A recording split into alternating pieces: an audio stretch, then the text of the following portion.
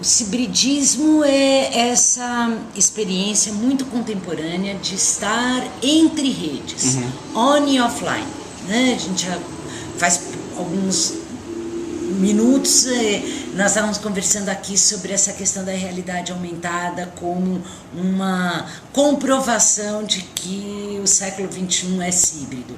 E é muito diferente da ideia, o hibridismo não é elementos da virtualidade no cotidiano, e é também, mas o que caracteriza essencialmente o hibridismo é estar entre redes. Usar um celular é uma experiência híbrida, você está on e offline. O celular hoje, né, no tempo aí já do 3G, onde você está o tempo todo entre redes, entre experiências on e offline.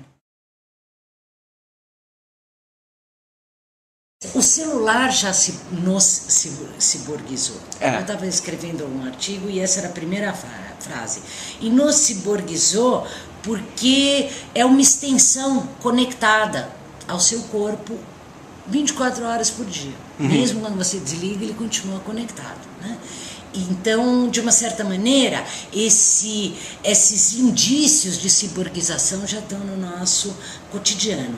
O que a realidade aumentada, de uma certa maneira, tem de muito interessante é que se até pouco tempo atrás o celular tinha se transformado numa espécie de controle remoto do nosso cotidiano, que ele agencia tudo, é a nossa agenda, é a nossa plataforma de contato, SMS, voz, câmera fotográfica, ele passou a ser, com as tecnologias de realidade aumentada, uma lente de expansão do nosso cotidiano. Eu aponto o celular e eu retiro elementos simbólicos que estão embutidos nas coisas. E isso é algo que, na escala de popularização que tem se feito, é inédito no mundo, né? E isso na cultura contemporânea também. O que particularmente eu chamaria a atenção? A cultura de rede obriga a pensar uma estética da transmissão, né? Que é, de uma certa forma, depende também de uma ética da generosidade intelectual. Por quê? Porque a internet é incontrolável. Né? É incontrolável a despeito das leis, né? Por que ela é incontrolável? Porque tudo influi em tudo. Então, quando eu estou no meu computador e eu faço, ou quando eu disponibilizo uma obra de web art para desktop, eu tenho que levar em consideração que as cores que eu vejo no meu desktop não necessariamente serão vistas no seu desktop. Por quê? E mesmo que nós tenhamos o mesmo equipamento, porque depende da configuração da sua placa, de como você quer ver, enfim. Isso na escala mini-micro.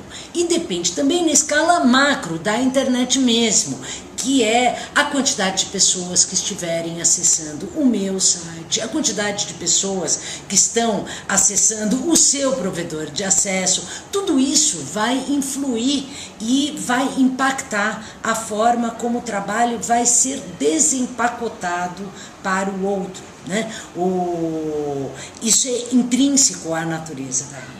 Então, primeiro, e aí que entra a questão da generosidade intelectual, eu tenho que levar em consideração uma série de variáveis da recepção na concepção do projeto. Né? E isso implica uma outra questão que a gente conversava há pouco, que são as estéticas comunicacionais, que são esse pensamento da obra como algo publicável, editado.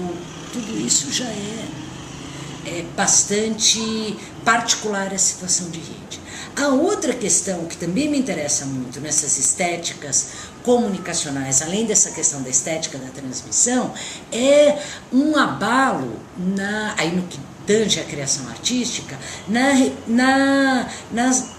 por um lado, no narcisismo do criador, que isso já a estética da transmissão já abala, porque você não tem como assegurar as condições de recepção da obra, mas você assegura ainda muito menos o contexto em que essa obra vai ser desempacotada. né? E isso a situação dos celulares acirrou e acentuou muito, porque é como quase você se colocar na posição de fazer uma obra de arte para não ser vista ou para ser vista entre outras coisas, porque você usa o celular em situações em que você é multitarefa.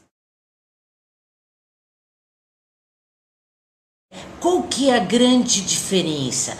Até a televisão já foi um grande marco no processo da criação artística, porque ela permitiu que pela primeira vez você deslinkasse a experiência da recepção da experiência do espaço. Porque o cinema, ele obriga essa confluência. Eu quero ver um filme, eu vou me concentrar em um espaço X numa hora Y. A televisão foi o primeiro momento em que você teve, no plano das imagens, que isso o rádio já fazia, a possibilidade de consumir ao mesmo tempo algo independente do espaço de localização. A internet esmigalhou com essas questões de ponta a ponta, porque pela primeira vez você pode consumir, produzir para além, e é essa outra questão. A internet permite que você produza para além da confluência do tempo e do espaço. Você pode trabalhar coletivamente em espaços diferentes e em temporalidades assincrônicas.